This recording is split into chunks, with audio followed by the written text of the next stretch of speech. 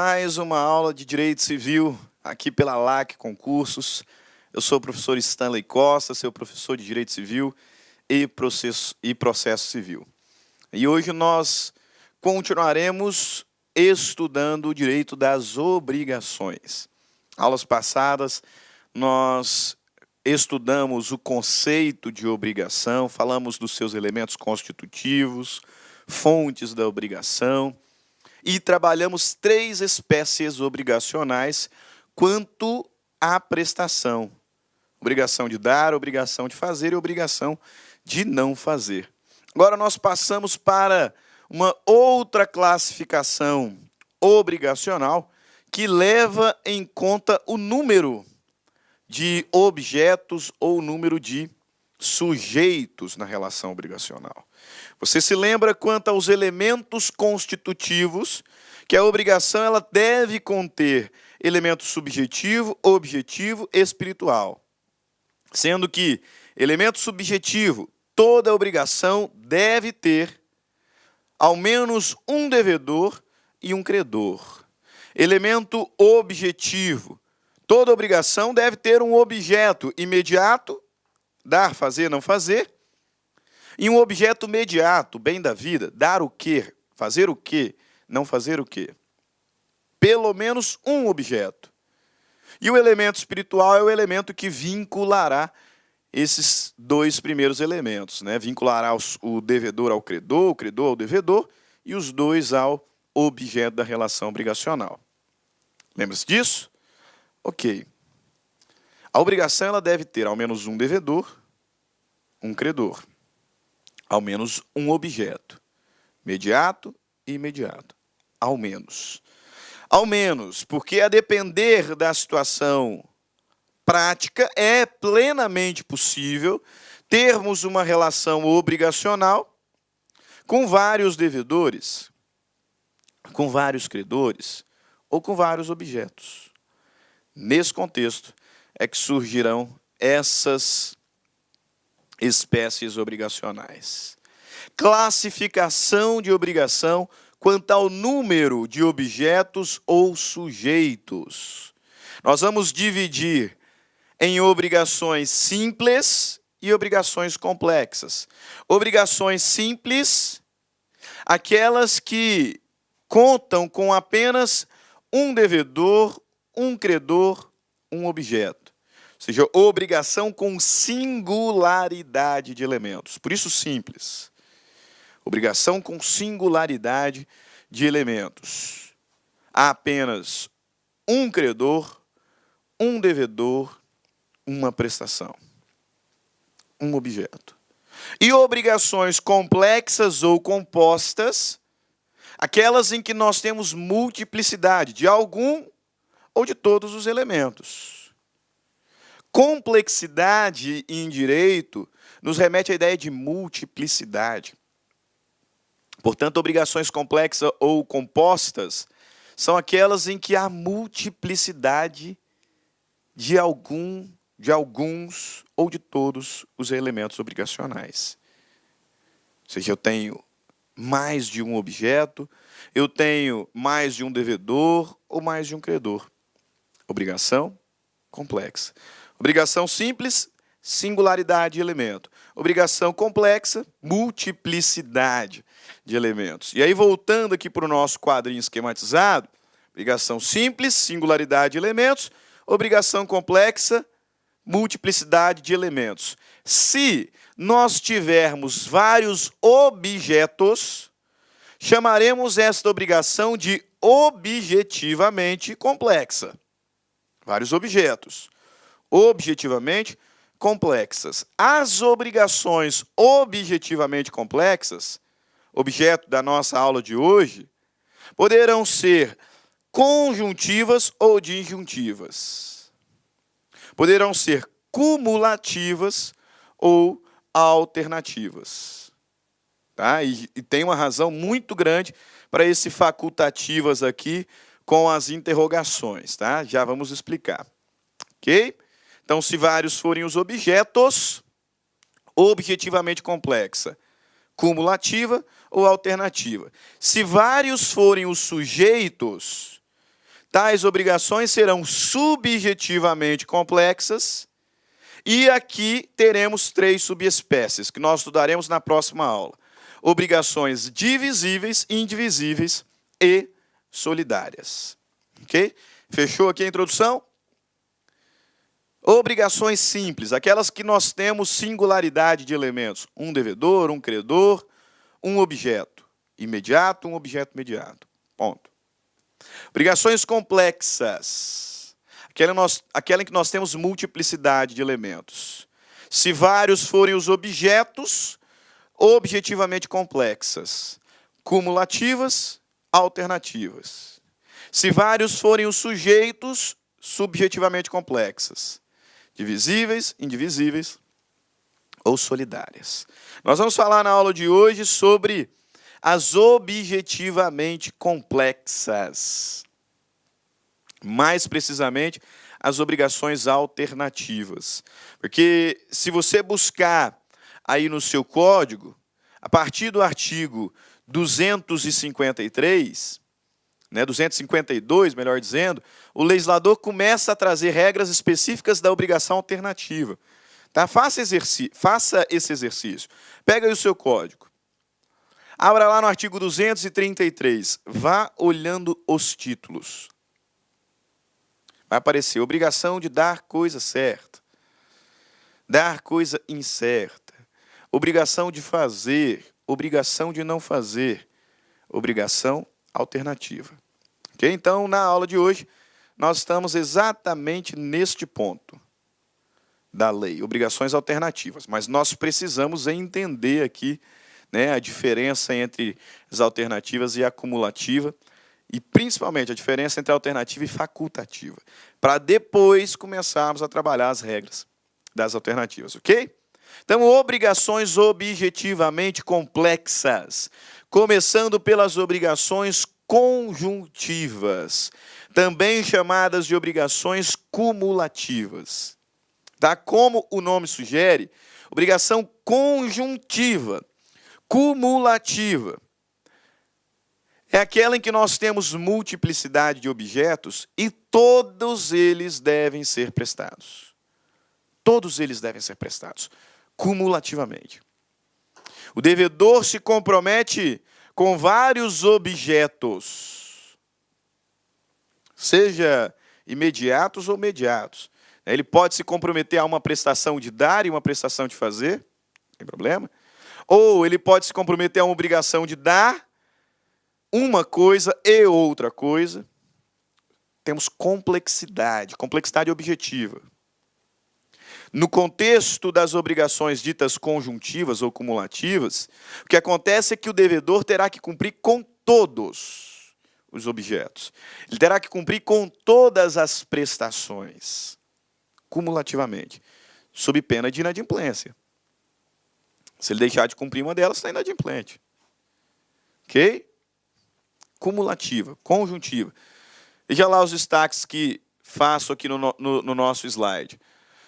Obrigações conjuntivas são obrigações objetivamente complexas, ou seja, tem mais de uma prestação. Ou tendo uma só prestação, tem mais de um objeto mediato, mais de um bem da vida. Todas as prestações devem ser cumpridas, sob pena de inadimplemento absoluto. Cumpriu 90%, mas está inadimplente. Né? As prestações estão ligadas pelo conectivo E. Isso aqui é apenas do ponto de vista didático. Tá? Isso aqui é uma observação. Obrigação conjuntiva, aquela em que as prestações, os objetos estão vinculados pelo conectivo E. Pô, como assim, professor? Você tem que cumprir um E ou outro. Essa é a questão. Tem lá vários objetos, você tem que cumprir um E ou outro, E ou outro, E ou outro. E assim sucessivamente. A depender de quantos objetos existirem. Todos devem ser cumpridos. Exemplos aí que destacam: contrato de empreitada, em que o devedor se compromete a dar o material, prestação de dar coisa, dar o material e fazer a construção. Então, obrigação de fazer. E a mão de obra. Ok? E uma coisa e outra. Vários objetos, cumulativamente conjuntivamente. Já as obrigações ditas disjuntivas, ou como aparece no Código Civil, alternativas, são aquelas obrigações em que temos multiplicidade de objetos, mas apenas um ou alguns deles, alternativamente, serão cumpridos. Então, o indivíduo se compromete a fazer uma coisa ou outra. Ou seja, tem vários objetos previstos nessa relação obrigacional, mas nem todos serão cumpridos. Uma das prestações será cumprida alternativamente. Por isso é que, didaticamente, vamos falar que as obrigações alternativas estão ligadas pelo conectivo ou. Eu vou cumprir uma coisa ou outra, ou outra. Assim sucessivamente, a depender da quantidade de objetos que estiverem previstos na relação obrigacional.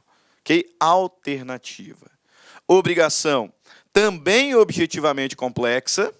Então, nós temos mais de uma prestação, mas apenas uma ou algumas das prestações deverão ser cumpridas. Ou seja, nem todos os objetos previstos na relação contratual serão cumpridos. Nem todas as prestações serão cumpridas. Essa é a distinção da conjuntiva para a alternativa. Imagina lá que eu estou comprando a sua casa. E grande cafeicultor que sou, só que não, quem dera fosse, me comprometo a comprar a sua casa no valor de tantos R$1.000 ou tantas sacas de café. Obrigação alternativa. Vou te entregar o valor em real mais o valor em café. Não, é um ou outro. Eu vou te comprar a casa pagando em tantos R$1.000 ou tantas sacas de café. Uma ou outra. Obrigação alternativa. Professor, isso acontece bastante. Tá? Até porque, notem, que a depender da alternativa, alguém vai lucrar na história. E o grande objetivo da alternativa é esse. Estou comprando a sua casa em real ou sacas de café. Quem tiver o direito de escolha vai lucrar na história. Se o direito de escolha for meu, na hora de te pagar, eu vou fazer uma cotação. Está valendo mais tantos reais ou tantas sacas de café? O café está valorizadíssimo, Então eu vou te pagar em dinheiro. Não, está bem desvalorizado, a cotação foi baixa, então eu vou te pagar em café. Observou? Agora, se você for escolher, vai fazer o contrário. O que está valendo mais? O café? Então você quer receber em café. Não, está valendo mais o dinheiro. Então você quer. Observaram que nós teremos aqui uma relação de lucro para aquele que tiver o direito de concentração. Tá? Uma espécie obrigacional que ainda que não tão comum, mas em algumas situações ela é até consideravelmente corriqueira. Ok? Mas o que nos basta destacar aqui é que esta obrigação ela se caracteriza pela multiplicidade de objetos, nem todos serão cumpridos. Multiplicidade de prestações, nem todas serão cumpridas. Até destaco aqui, como exemplo, Marcos se obrigou a dar 2 éguas ou 2 cavalos. Tá, esse aqui é um exemplo, por mais ridículo que possa parecer, tá? É um exemplo doutrinário e interessantíssimo. Para o que nós vamos destacar daqui a pouquinho quanto às regras. Comprometeu a entregar 2 éguas ou 2 cavalos. Alternativas. E as obrigações facultativas, professor? Por que as obrigações facultativas, lá no nosso quadrinho anterior, estava cheio de interrogação, Estava cheio de interrogação. Tá? Então, dê bastante atenção. Faça aí alguns asteriscos, para você lembrar que isso aqui é importante. Dê destaque. Por quê? Primeiro, obrigação facultativa não tem previsão no Código. No Código Civil Brasileiro não tem. Não tem. E vou mais além. Tá? É uma obrigação extremamente incomum. Eu, particularmente, tenho muita dificuldade de imaginar uma situação prática de obrigação facultativa. Do ponto de vista legal, eu encontro só uma, relacionada à obrigação de pagar recompensa por objeto encontrado. Muito esforço. Extremamente raro. Por que nós temos que estudar, então, professor? Porque cai em prova. Simples assim. Né? Porque ela é comumente confundida com a alternativa. Vocês vão observar que é fácil confundir com as obrigações alternativas. Se você pegar qualquer doutrinador, quando vai falar sobre as alternativas, também falam sobre as facultativas, então elas estão ali próximas, mas não se confundem. Prato cheio para a banca, colocar uma como se fosse a outra, né? Então, por isso que a gente tem que estudar. Pouquíssimo comum, tá? Desconheço casos práticos relacionados a essa modalidade obrigacional, mas cai em prova. Cai em prova, está na doutrina, né? Tem debates em artigos científicos, etc., relacionados a essa modalidade, então você precisa saber. Como disse, ela não tem previsão na lei. O estudo dela é importado, e é importado do Código Civil argentino, isso mesmo. Lá no artigo 643 do Código Civil argentino, temos previsão das tais obrigações facultativas e, doutrinariamente, o direito civil brasileiro acaba por discuti-las também. O que eu quero que vocês entendam e assinale isso de vermelho, escreva em caixa alta, ocupando 2 linhas, se for o caso, é que a razão dessa quantidade de interrogações, de asteriscos, é que a obrigação facultativa, ela não é complexa. Eu disse, uma das tarefas, se não a mais importante neste momento, é saber diferenciar alternativas de facultativas. A grande diferença da obrigação alternativa para a obrigação facultativa é que as alternativas nós vimos, veja lá, ó, obrigações alternativas, objetivamente complexas, tem vários objetos, só que eu não vou cumprir todos, mas tem lá a previsão originária de vários objetos possíveis de serem cumpridos. As obrigações facultativas não são consideradas compostas. As obrigações facultativas não são complexas. Não são. O que significa que, nas obrigações facultativas, só existe uma prestação. Uma prestação. Um objeto. Pronto. Está aí a diferença dela. Poderia parar aqui e você certamente acertaria na sua prova. Obrigação facultativa, ela tem um só objeto. Pronto. Tá? Ah, professor, então qual que é a singularidade desta modalidade obrigacional? É que nas obrigações facultativas, existe apenas um objeto, mas a lei ou os termos do contrato permite ao devedor cumprir a sua prestação de forma diversa. Só porque não vejo repercussão prática dessa modalidade obrigacional, porque qual devedor, qual credor que vai aceitar uma situação como essa, né? A obrigação só tem um objeto. Portanto, o credor não pode exigir nada afora aquele objeto. Mesmo que aquele único objeto pereça e a prestação não tenha como ser cumprida, o credor não pode exigir nada diferente. Nada. Ela é facultativa porque o devedor, querendo, pode cumprir a sua prestação de forma diversa, para facilitar ou viabilizar o cumprimento obrigacional, o adimplemento obrigacional. Ok? Aí a peculiaridade que destaquei. Né? Para não confundirmos com as alternativas, vale destacar, na obrigação facultativa, tem-se um único objeto, portanto, a obrigação facultativa é simples. Né? A obrigação alternativa é complexa. Facultativo é simples. A substituição é direito exclusivo do devedor. O devedor é que pode pagar de forma diversa.